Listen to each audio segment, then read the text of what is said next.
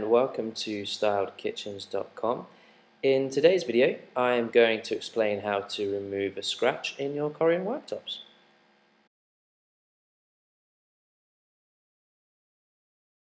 So we all know the story. You've just had your Corian worktops fitted and you're finishing off some tiling, finishing off some bits, and you manage to scratch the worktop. Don't worry, it's not the end of the world.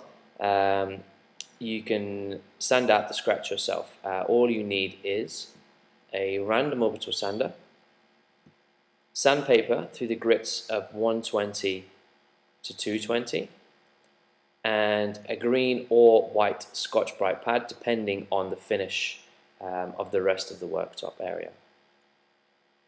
So the first thing you need to do is, depending on the severity of the scratch, which you can determine really just with a fingernail. If you can get your fingernail into the scratch, then you'll need to start really with a 120 grit.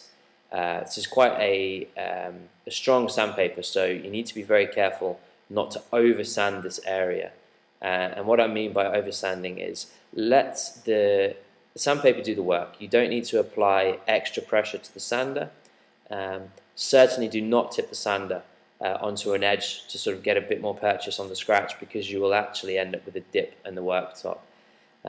So what you want to do is take a square or rectangular area, around about 10 centimeters larger than the scratch, all the way around, and work in a motion which is up and down and left to right over the scratched area. So next you'll move on to the 180. The 180 basically just removes the sanding marks that were put in by the 120 grit, and you'll see these, they're almost sort of small semicircular miniature scratches, if you like, and the 180 will just remove these. And the idea is to sand an area that's slightly larger than the area that you've just sanded, so you're sort of sanding into the rest of the worktop. Again, nice even pressure. You don't need to sort of lean or put any heavy pressure on the sander, because that will again just sort of put marks into the worktop. The idea is that you want to bring out the marks from the previous sanding. So the 180 will definitely do that before you're ready to move on to the 220.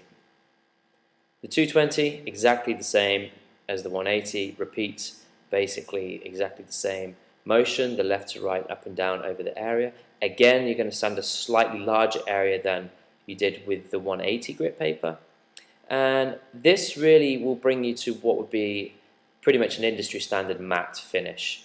However, the rest of the worktops you might find have been finished off with a green Scotch-Brite, and that will take it to a matte, sort of semi-gloss matte finish, just to give a nice sheen to the worktop. So it's definitely worth getting one of these green Scotch-Brite pads, which you can buy from styledkitchens.com. Just to finish off, we would recommend again to do this with the sander. Most of them have Velcro bottoms, so you can stick the Scotch-Brite to the bottom, and then with some water just damp the area that you're going to be sanding. We would again suggest probably sanding the whole worktop with this. Not all of the worktops, but certainly the worktop that where the scratch was, just so you can get a nice even finish all the way across the worktop. If the worktops have been taken to a polished finish, then the best thing would be to give us a call, and we can come in and repolish the area, repolish the area. This would definitely be advisable, just because we have all the equipment that we need, and the finishing papers plus the paste and pretty much everything that we need to finish off to a gloss finish. If you have any other questions, please feel free to email or call us.